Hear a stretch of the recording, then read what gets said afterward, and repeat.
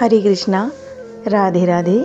हम सभी साधक वैदेही की आत्मकथा श्रवण कर रहे हैं। भाग 111 गतांक से आगे। मैं वैदेही त्रिजटा की मेरे प्रति श्रद्धा निष्ठा दिन प्रतिदिन बढ़ती ही जा रही थी। वो मेरे पास ही ज़्यादा से ज़्यादा रुकती, कभी कभी दिन रात भी रुक जाती। मैं ही उससे कहती थी जाओ सो जा। वो मुझे हाथ जोड़कर कहती मुझे छोड़ के मत जाना ही राम बल्लवा, अब आप ही मेरी हो जो भी हो। मैं इस लंका में नहीं रहना चाहती। भगवान श्री राम जब इस रावण का उद्धार करेंगे और आपको ले जाएंगे अयोध्या, उस समय इस दासी त्रिजटा को भी अपने साथ ले चलिएगा। मैं त्रिजटा के सिर में अपना हाथ रख देती, पगली अब तू मेरी है। हाँ हाँ, मैं तुझे अपने साथ ही लेकर चलूंगी। मैं उसे सांत्वना देती थी।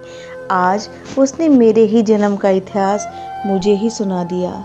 मैंने भी बड़ी रुचि लेकर उसके द्वारा कहा गया इतिहास सुना, और रुचि मेरी इसलिए जागी थी कि मेरी जन्मभूमि श्री जनकपुर धाम का चित्र मेरी दृष्टि के सामने उभर आया था। हे राम बल्लवा सीता, रावण मिथिला में ही उस घड़े को पृथ्वी में दबा आया था। अब जिस राज्य में ऋषियों के रक्त का घट दब रहा हो, वहाँ सुवृष्टि कैसे हो सकती है।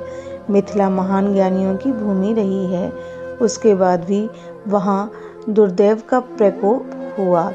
मुझे ही मेरे जन्म की कथा सुना रही थी त्रिजटा, और हाँ, बीच में हंसते हुए बोलती थी आपको नहीं सुना रही, मैं आदि जगदम्बा सीता की पावन जन्म कथा गाकर अपनी वाणी को पवित्र कर रही हूँ। वो बड़ी श्रद्धा से बोल रही थी। अकाल पड़ गया था अचानक मिथिला की भूमि में। हिमालय का तराई क्षेत्र है ये, परम पवित्र भूमि है ये, पर वर्षा की एक बूंद नहीं पड़ी इस राज्य में। 12 वर्ष बीत गए। मैंने इंद्र का कोई अपराध किया है क्या? मिथिलापति दुखी हो गए थे। मेघ आते हैं आकाश में, पर यहाँ बरसते ही नहीं। यहाँ से ऐसे चले जाते हैं जैसे यहाँ बरसने से उन्हें डर लगता हो।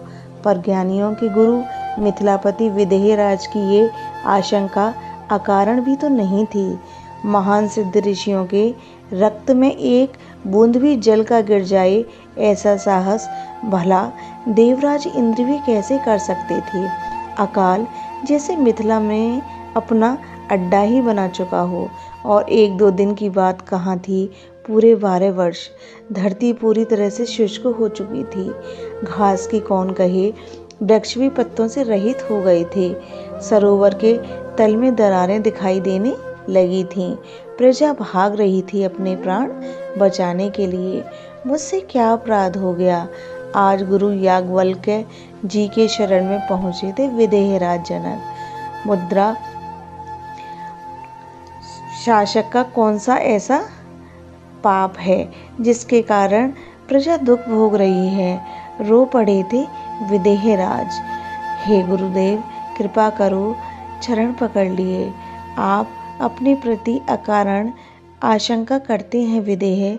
2 क्षण के लिए अपनी आंखें बंद की योगेश्वर याज्ञवल्क्य जी ने, फिर आंखें खोलते हुए बोले विदेहराज, निमि वंश में पाप का लेश भी नहीं आया, वे ये वंश निष्पाप है। फिर आंखें बंद करके ध्यान करने लगे थे याज्ञवल्क्य जी। इस बार समय लग गया ध्यान में। घड़ी भर आंखें बंद कर बैठे रहे, फिर आंखें खोलकर बोले हे जनकराज, परम सौभाग्य की प्राप्ति के लिए कुछ तप आवश्यक होते हैं, और ये सौभाग्य तुम्हारा ही नहीं अपितु संपूर्ण सृष्टि का होगा। एकाएक महामुनि याज्ञवल्क्य के चेहरे में प्रसन्नता छा गई। पराशक्ति का प्रादुर्भाव होने वाला है। पता नहीं क्या बोले गुरुदेव। जनक जी के भी समझ में नहीं आया। मेरे लिए कुछ आज्ञा। जनक जी ने हाथ जोड़कर पूछा, आप अब संपूर्ण सृष्टि के दुख सुख नाश के लिए हल चलाएं। याज्ञवल्क्य ऋषि सूत्र में ही बोले थे, शिष्य को समझना पड़ता, पर जनक जी की जैसी ज्ञान प्रदान था उन्हें, तो मौन को समझते उन्हें देर न लगी। फिर गुरु याज्ञवल्क्य की वाणी समझने में उन्हें दिक्कत ही क्या थी। हल तैयार हुआ। राजा जनक, सुनैना महारानी दोनों ने मिलकर हल चलाना आरंभ किया। उनके हल का अग्रभाग उस घड़े से जा लगा जिसे रावण ने इसी मिथिला की भूमि में दबा दिया था। आवृत घड़ा फूटकर अनावृत हो गया। घड़े में ऋषियों की तपस्या, ऋषियों की अपार शक्ति, ऋषियों की श्रद्धा, सब कुछ रक्त से भरे घड़े में ही तो था। और तभी पराशक्ति ने उसी पवित्र रक्त को अपने प्रादुर्भाव का पुनीत आधार बना लिया। ओ, जैसे पृथ्वी से प्रकाश राशि फूट रही हो, महाराज जनक का हाथ हल पर ही स्थिर हो गया था।